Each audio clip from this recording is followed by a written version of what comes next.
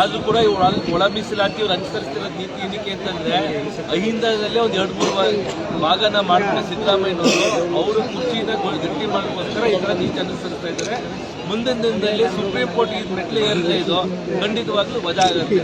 ಇದಕ್ಕೆ ಪ್ರಿಪೇರ್ ಆಗಿಲ್ಲ ರಾಜ್ಯ ಸರ್ಕಾರದವರು. ಹೆಂಗೆ ಇದು ಪ್ರೆಸೆಂಟ್ ಮಾಡಬೇಕು, ಯಾವ ತರ ಮಾಡಬೇಕು ಅಂತ ಇವ್ರು ಇದು ಮಾಡ್ಕೊಂಡಿಲ್ಲ. ಇಲ್ಲಿ ಇವತ್ತೆಲ್ಲ ಇವರು ಈ ಒಳ ಮೀಸಲಾತಿ ತಂದಿದೆ ತಪ್ಪೋದಲ್ಲಿ ಒಂದ್ ಕಡೆಯಿಂದ ಸರಿಯಾಗಿ ಕೊಟ್ಟಿಲ್ಲ. ಆ ಕಡೆ ಈಗ ನಮ್ಗೆ ಒಳ ಮೀಸಲಾತಿ ಕೊಡ್ಬೇಕಾದ್ರೆ ಅಲೆಮಾರಿಗಳಿಗೆ ಏನ್ ಮಾಡಿದ್ರೆ ಆ ಕಡೆ ಅವ್ರಿಗೆ ನ್ಯಾಯ ಕೇಳಬೇಕು.